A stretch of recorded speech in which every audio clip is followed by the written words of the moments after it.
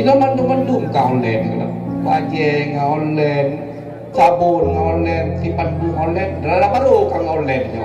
Mudah lah. Pakai lagi, urut tak pakai. Jadi nampak ada banyak.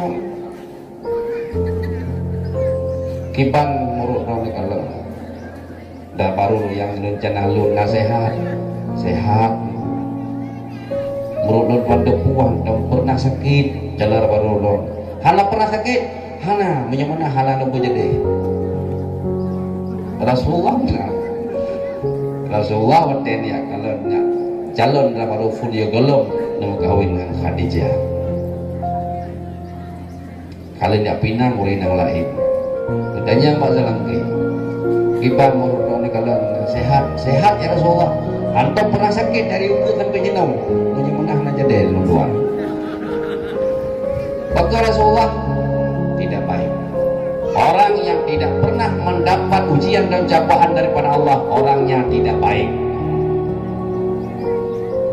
Halal apa jadi? Ya, wow, tugah don nurina, pubut anu lap ayu. Kalau nurina, urusi kita nyawa, mak kita nyawa sama. Kujang menroh yo pun kita nyawa. Kalau yo gayo kita nyawa, yo kita nyawa di dalam rumah, tapi yo dek gayo ada orang dek. Kita nyawa kerai ojo. Lima nanti. La ilaha illallah, kalimat thayyibah bekal damati, menyuhan ita dengan lidah. Allah, Allah ingatlah hati, menyuhan ita dengan lidah. Allah, Allah ingatlah hati.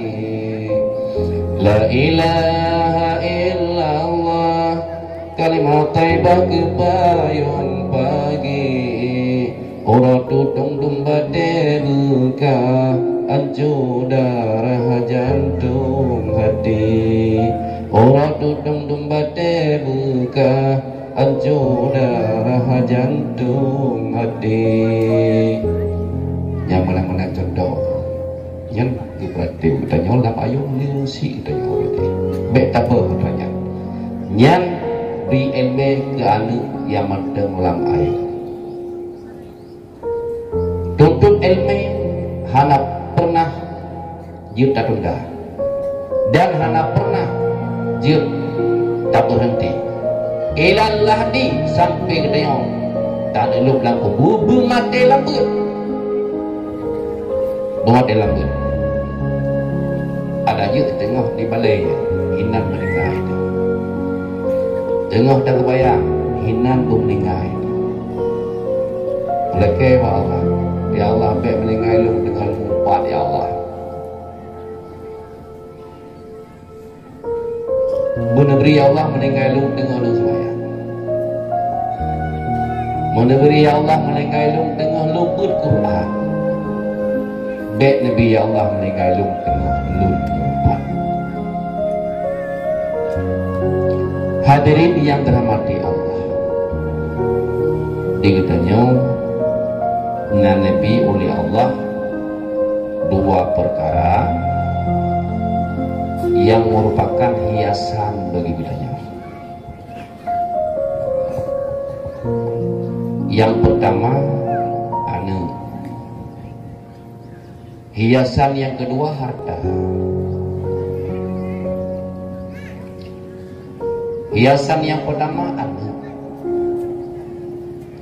Hana anak minder. Tam tiga dah kawin dengan tiga kai tiji anak itu ya. Itu yang terjatuh minder. Udah pegang udah. Buang aja dah buang. Ya, Pak. Mudah je aku lalu ni.